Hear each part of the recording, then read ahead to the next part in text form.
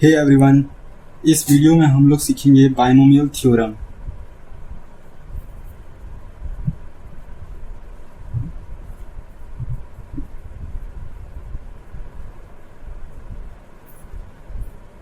Binomial theorem को start करने से पहले कुछ टर्म्स को जान लेते हैं।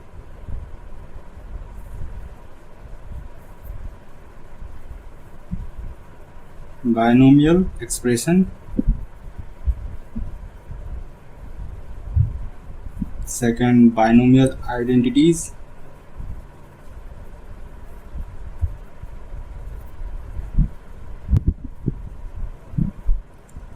तब जाके binomial theorem.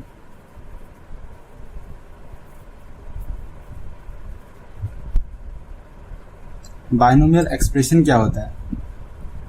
Bye means two and nomial means terms, मतलब टू टर्म्स वाला एक्सप्रेशन को कहते हैं हम लोग binomial expression. For example,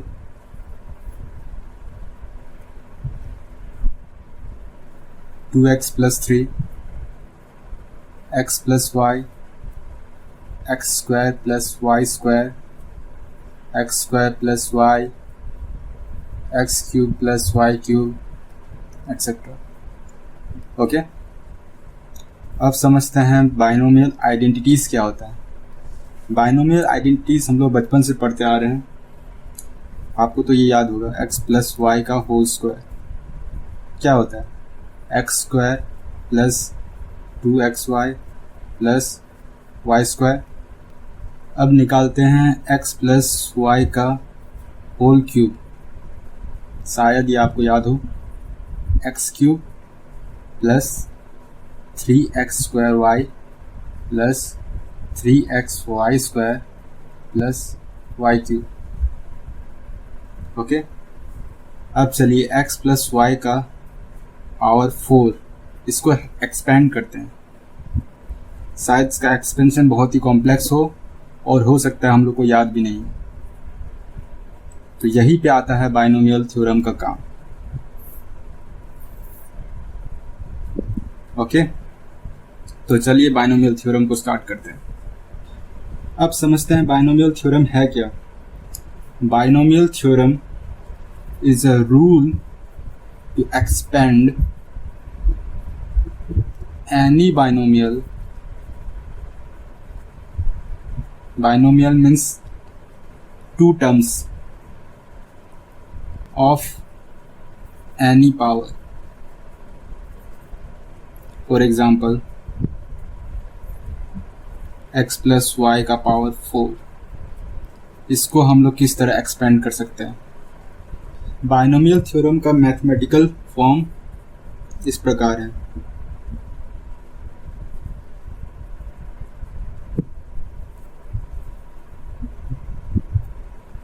x plus y to the power n, n यहाँ पे इंडेक्स है या कहे पावर है, is equal to N C zero X का power n plus N C one X का power n minus one Y plus N C two X का power n minus two Y square plus dot dot dot plus N C N Y का power n। Okay, अगर इसको और expand करें तो हमें मिलेगा एन सी ज़ीरो का वैल्यू होता है 1 X to the power n plus N C one का वैल्यू होता है n x to the power n minus one y, n C two का वैल्यू होता है n minus one factorial upon 2 factorial x to the power n minus 2 y to the power 2 plus dot dot dot plus N C n का value भी होता है 1 y to the power n। Okay, ये वाला expression, नीचे वाला, ये वाला हर इंडेक्स के लिए वैलिड होगा। Positive index and negative index.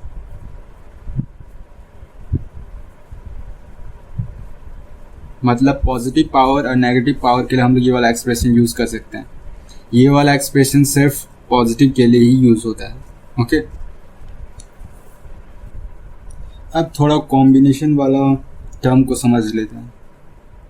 ये NC0, NC1, NC2, NC3 dot dot dot NCN, इसको हम लोग स्टैंडर्ड फॉर्म में NCR लिखते हैं। इसका मतलब होता है n things taken are at a time का कॉम्बिनेशन। ओके, और इसका वैल्यू निकलता है n factorial upon n minus r factorial divided by r factorial. This for example, अगर हम लोग 5C3 लिखते हैं तो इसका मतलब होता है 5 factorial upon 5 minus 3 factorial into 3 factorial. अगर इसको एक्सपेंड करते हैं तो 5 इंटू 4 इंटू 3 इंटू 2 इंटू 1, ये 5 फैक्टोरियल होता है। 5 माइनस 3 का फैक्टोरियल मतलब 2 factorial, 2 into 1 into 3 factorial, 3 into 2 into 1। अब इसको सॉल्व करते हैं। 3 3 2 2 1 1 और 2 2 जब 4, तो ये हो गया 10। तो 5C3 इज इक्वल टू 10। इसका सिंपल फॉर्म भी है। अगर आपको 5C3 दिया है तो आप इसको ऐसे लिख सकते हैं, 5 को 3 बार लिखिए, मतलब 5 इंटू 4 इंटू 3, 2 1 लिखने की जरूरत नहीं, डिवाइडेड बाय 3 फैक्टोरियल। 3 फैक्टोरियल मतलब 3 इंटू 2, बस 3 3 का 2 2 4 5 10। ओके,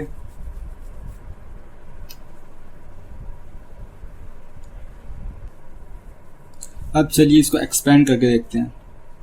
x प्लस वाई का पावर 4, इसका एक्सपेंशन क्या होगा? इसका एक्सपेंशन होगा 4C0 x का पावर 4 प्लस 4C1 x का पावर 4 माइनस 1 3 y का पावर 1 प्लस 4C2 x का पावर 2 y का पावर भी 2 प्लस 4C3 x का पावर 1 y का power 3।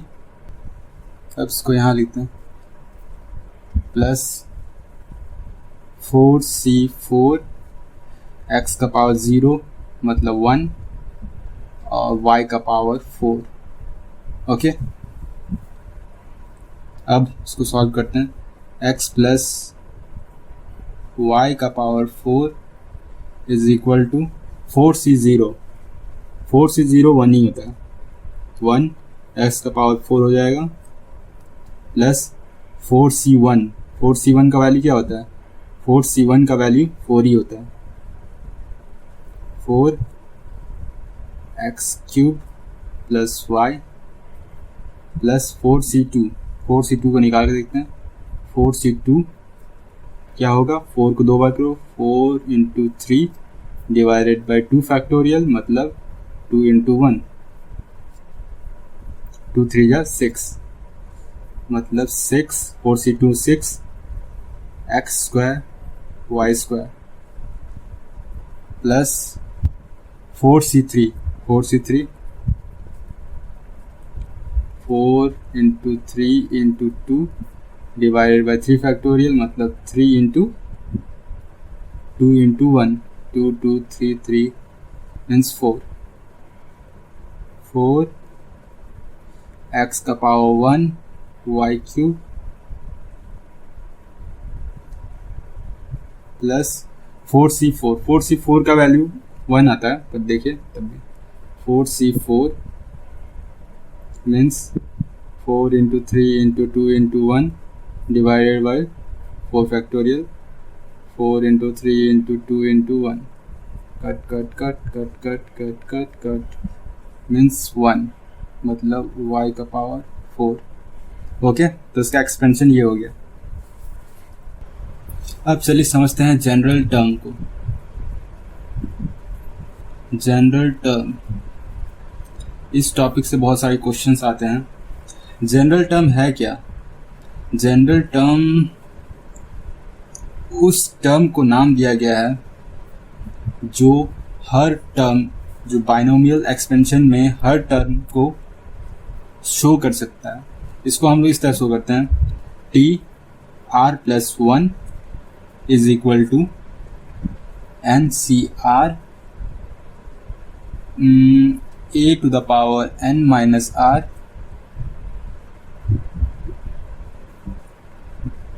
B to the power r. यहाँ मैंने ए और बी लिया है वेरिएबल के रूप में, मतलब यदि हम लोग के पास a plus b to the power n को आइडेंटिटी है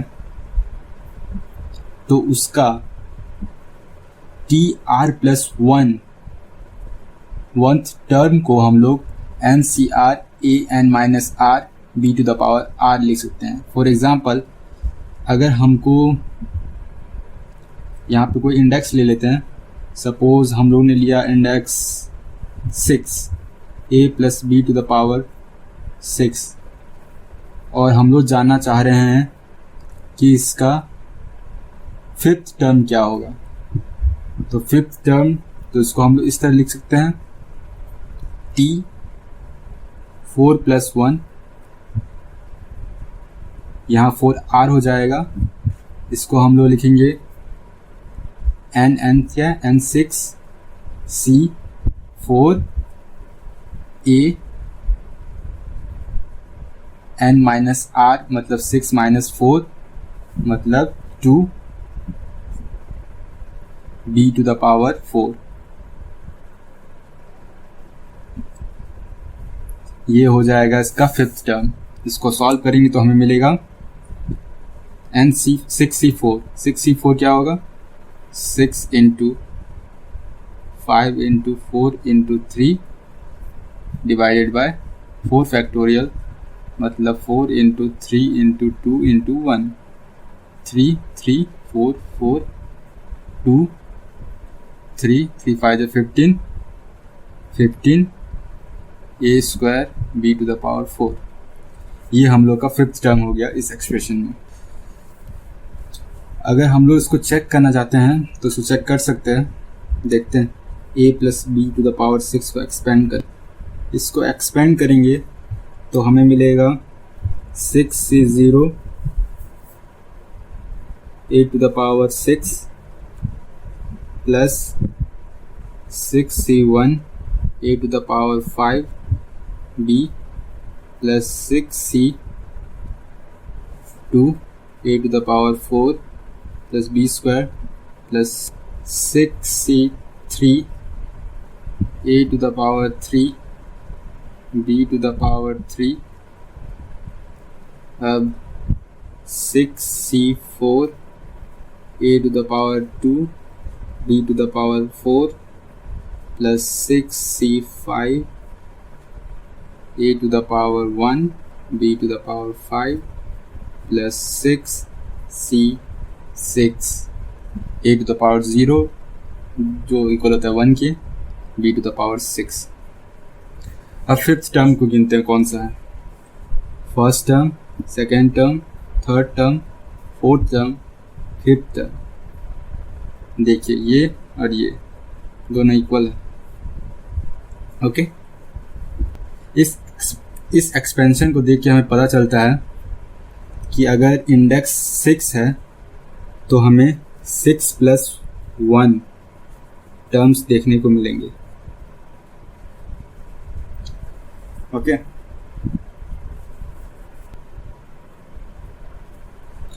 अब चलिए इसी एक्सपेंशन की मदद से और एक टॉपिक को समझने की कोशिश करते हैं। नेक्स्ट टॉपिक है मिडिल टर्म।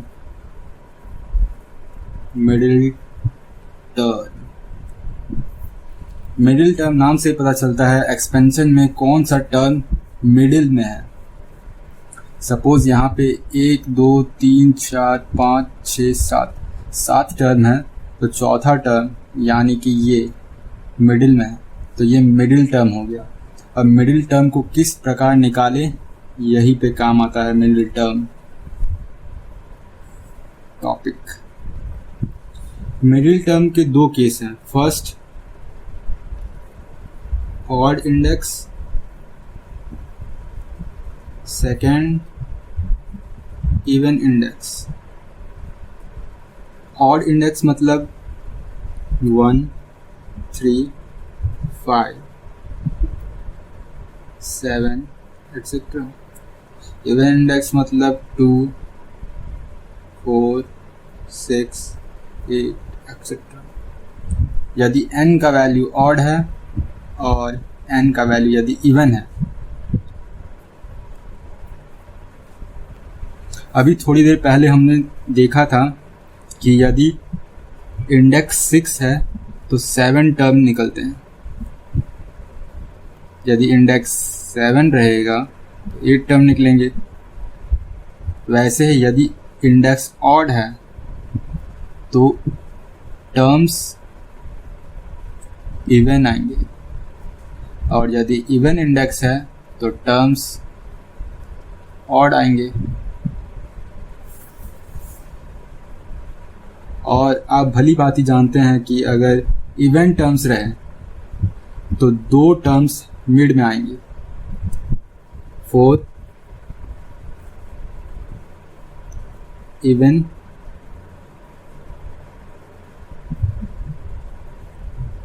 टर्म्स, या यूं कह ले ऑड इंडेक्स।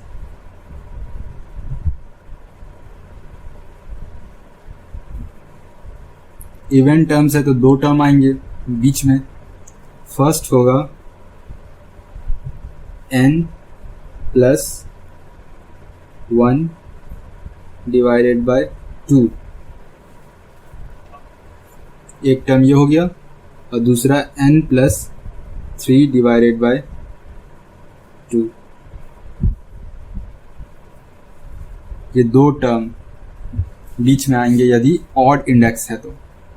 इसको याद करने का तरीका ये है कि यदि ऑड लिखा है तो n + 1 ऑड है, n + 3 ऑड है। ओके, आप इसको याद कर सकते हैं ऐसे। अब यदि टर्म्स ऑड रहे, 4 ऑड टर्म्स, या कहे इवन इंडेक्स के लिए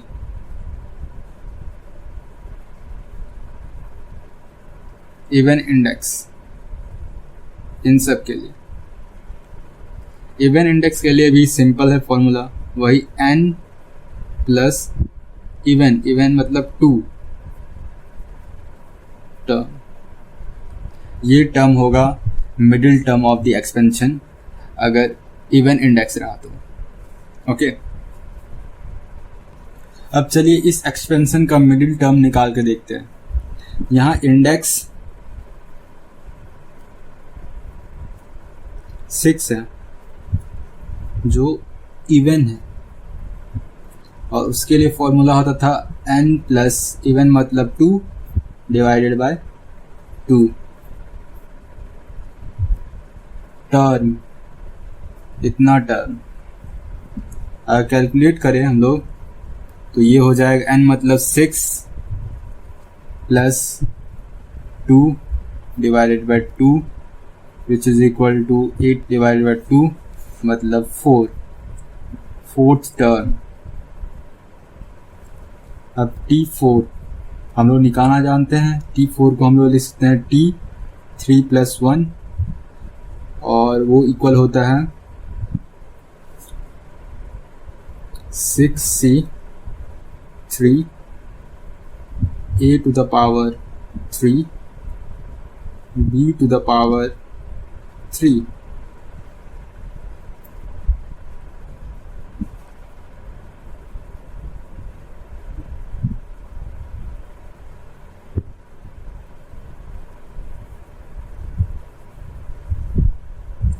और ये इक्वल होता है 6C3 A⁻6 - 3 जो हो जाएगा 3 B⁻³ ये टर्म इस एक्सपेंशन का मिडिल टर्म है। अगर आप चाहे तो देख सकते हैं 6 से 3 दिस काउंट करके 1 2 3 4 5 6 7 चौथा टर्म मिडिल में आना चाहिए 1 2 3 4 ये मिडिल टर्म है। ओके, इस वीडियो में इतना ही। Thank you.